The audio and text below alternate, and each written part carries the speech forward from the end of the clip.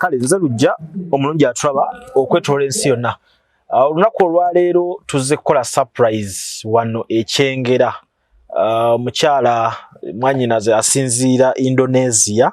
era bamuyita mukyala muzungu ate wano ku kyalo bamuyita mukyala mugagga. Kale nno kya kitiibwa nnyo okuba n'amannya gonna ag'enjawulo abantu ge bakuyita ng'ate gazitowa kw'oteeka n'erinnya ery'amaama kuba wano we tutuuse azaala abaana abalenzi n'abawala. Kabaga bakategese bulungi abaana bayise baana bannaabwe emyaka gyabwe era buli omu yanyumidde olunaku ng'era embeera bw'ekyafaanana. Kati wano wentudde we ngenda okuba nga neeteekateeka ngende mbere ng'ate omwana omuwala Nankya Fiona muwa cake yakoleddwa aba Morris Cakes and Bakery. Abo bakyali baffe tutambule nabo ebbanga lyonna bakola cakes ennungi era buli agiriddeko akugamba nti ddamu ndeetere cake nga gye wandeetera ku mulundi guli beba Morris Cakes era cake gye nagijje. Tugenda kuba nga tumuwa ekimuli ekya ssente enkalu ate nga kya designingiddwa bulungi. Ate wakati mu mbeera tugenda kuba tubawa n'obubaka bwa maama watali ffe weetuli okuba nga ate tubupresentinga bannyabo ne bassebo. So mu kaseera katono nnyo tugenda kuba nga ate tutandika mu butongole. Eno tugenda giyita na end of year party mu birthday kuba abaana abato bano engeri gye bambaddemu oba engeri gye beetegekedde olunaku olaba nti bafunye ebbinu lyabwe oba bafunye ekyo kye bayinza okuba nga beenyumirizaamu nga baggalawo omwaka 2025. Bali mu maka ga maama waabwe yabazimbira ennyumba n'agamba abaana bange mweyagale. Ekyenjawulo muno munnaye ku baana bano kwe kuba nti twasembayo okubeera wano era nga tuzze okuyozaayoza omwana omulenzi bamuyita Colin yali akoze bulungi yali candidate ate ng'asomye bulungi watali maama ng'ali mitala w'amayanja naye omwana ne yeekubiriza ne yeekumaakuma ne banne n'abanga ate yasoma bulungi. So ye mbeera ngenda kuba nga nteekako ekkooti yange wemala okuteekako ekkooti yange nyambale ne ku kigatto kyange ekyebbeeyi kye naakagula. Nze bw'ompita ku mukolo mba nja kunyumira omukologo mba nja kuba nga ate nguweesa ekitiibwa mu mbeera emu oba endala. So sawa yakukubako kigatto nakubako kkooti ekigatto kyange mukiraba sawa yakwambala kigatto ate mbere nga nkubako n'ekkooti yange mu mbeera ey'okuwa omukolo ekitiibwa kuba maama obulenzi bunyumye wano. Naye mba nyina okubako ekkooti yange wano ku t-shirt male nyambale engatto ekkooti eri etatona ekola oba tusigale ku t-shirt esabula kale ate ekkooti eno saawundi aba alina okusigalayo wano. Ekikooti kyekyo weeto bwenfaananye ate ngenda kuyiwako engatto then wemmala okwambala engatto mbeere nga nnumba bulumbi ekintu kibeere nga ate kitambula. Kakati Fiona aliwa kino tukikole nakyo kiveewo. Kale mwebale kujja mwebale kubeerawo mwaka ku mwaka mwebale kwagala famire eno mwebale kwagala mikwano gyammwe gino okubaagala ndabira ku ngeri mwenna gye mwambadde mwekubireko obugalo kuba mwenna munyumye abawali tebanyumye. Kale kakati ku mukolo guno nze buli we mundaba maama Derek maama Fiona maama wammwe yabaali wano enzija nga mukiikiridde kyova olaba nzija nkola ki nzitowa okitegeera nzija nkola ki era ni musawo sente zikola ki mweziri era nga luli. Kale kakati tuwulira kati Fiona ono mulaba Fiona abadde tamanyi nti tugenda kucelebratinga ye wedda amanyi tugenda celebratinga mami kyokka tugenda celebratinga ani Fiona.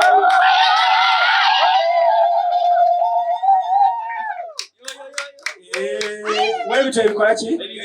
ebibeera. So mukwano gwaffe Fiona, we celebrate you today. Webale kumakuma banno.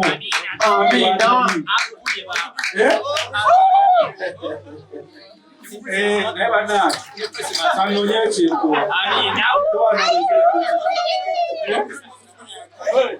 Christmas mugenda girira wa erolete Christmas ya mwewedde waliwo abafe masaka asumita yamanyi So mu kamera yaffe yona njagala osooke weebaze munasonyiwa omukolo guno tulina engeri gyetukubyemu tulina twagala bayibu ebere bayibu okwogera waliwo etujja okuddamu waliwo ebyakamera byalina otutwala ebintu binyume abaana bo bajje tulina buzibu ebyokulya bwebimu DJ respect yona baako kyoyogera akazina lumaloka wekoli nakasembezeddeyo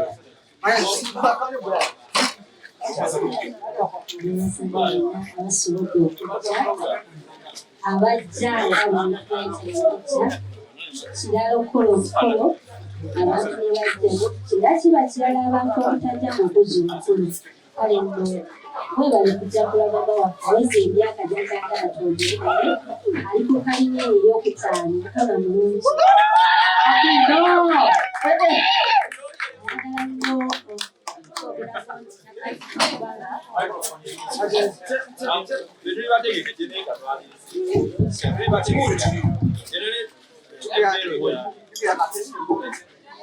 ayagala nnyo okusumanya nti kakati era kubanga akola exercise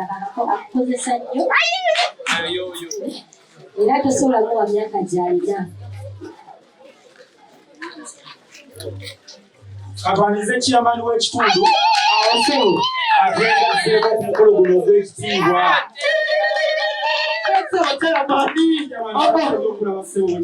musajja muto nnyo tusiimidde ddala era essaawa yonna mubere nga mukola ku nteekateeka ya chairman okufuna ekyokulya ekyo kikole kiggwe chairman watuukidde owekitiibwa ssentebe wotuukidde ng'abaana b'olujja luno bali okuwaayo obubaka eri maama atali wano naye ng'ali wamu naffe kubanze twasindise era nga nze gulaba mu ssentebe ndi munnamawulire nkola ku mutimbagano nkola ne ku TV y'eggwanga Star TV bampita Captain Lujja era nga obubaka bwa maama bwasindise bwatuuse dda wano mubeere ng'ate mubunyumirwa ku mukolo kati Fiona abadde akyako obubaka bwe kijja tukola bulungi obuddemu nga ne ssentebe awulira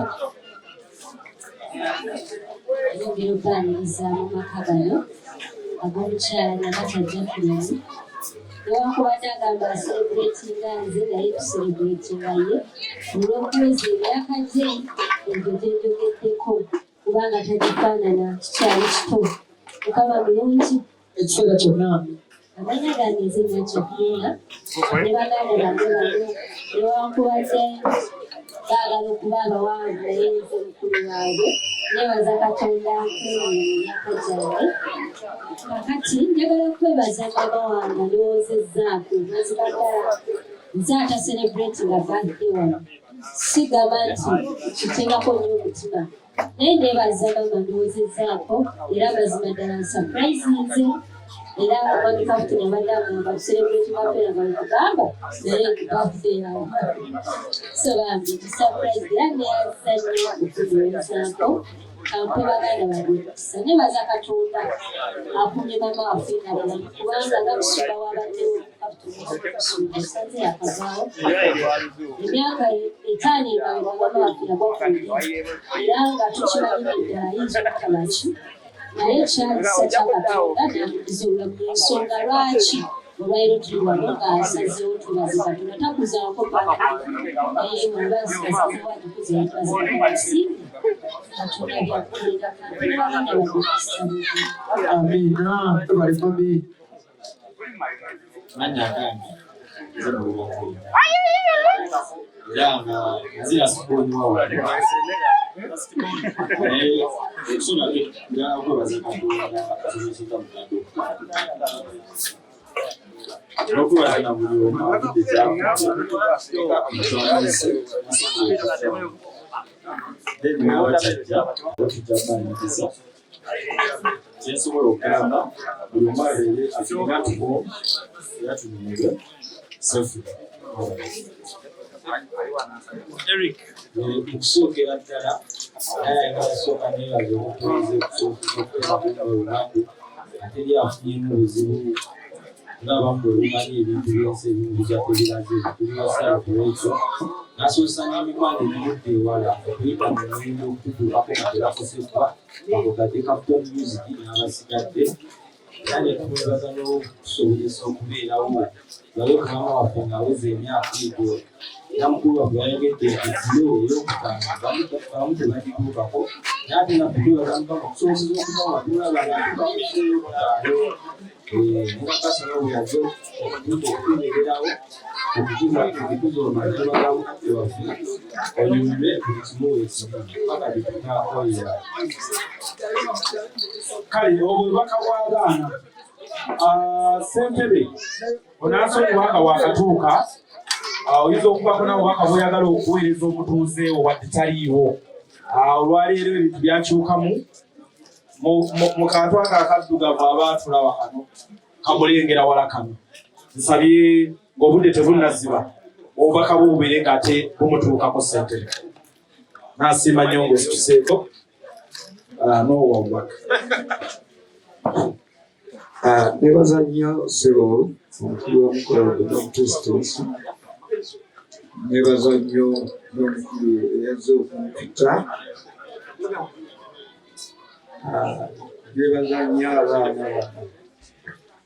ababeera wano omukadde akuza birthday omukadde n'amata atali wano naffe naye ng'ate yasazeewo amazaalibwa ge yakwatibwe mu kitundu kyaffe wano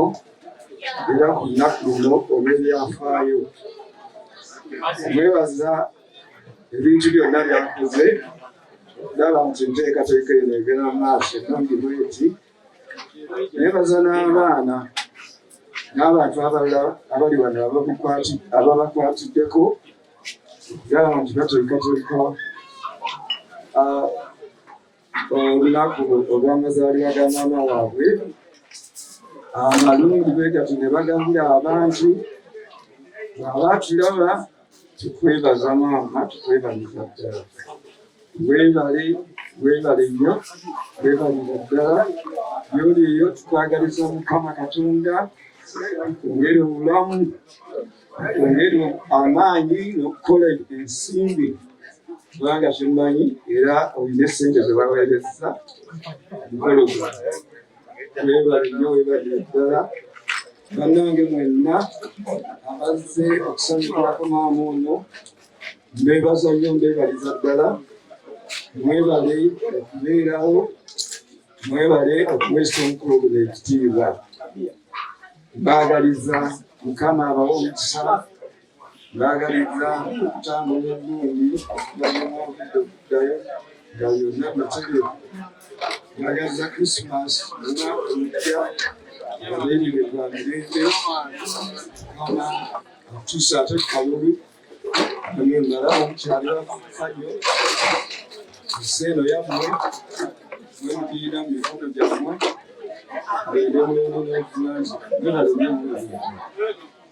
kati nsaba twetulye ku bubaka bwa maama mpola mpola ate byonna tubeere nga tumuwa byonna bye tulina okumuwa olwaleero. Maama atugamba waati tuli sitede kumite kale maama agamba waati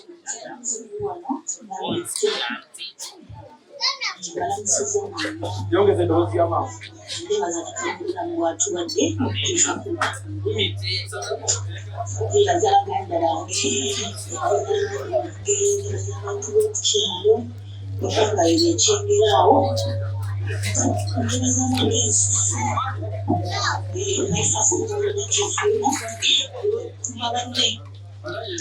baba nabaleka bonna bato nebaza nebaza omwana wange eyandawekisikula from Australia. Thank you so much for my and my family. Nebaza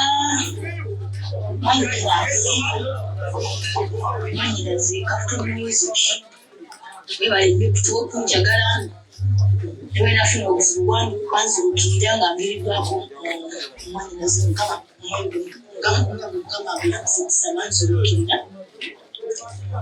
abantu abamu batwagala mu ssanyu iyo wabeerawo ennaku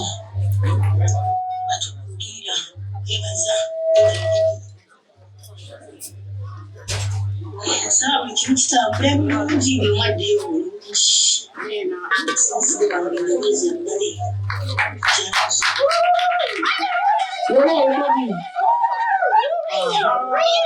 lwaki abasalvi nga tebasoose lwaki temwasoose no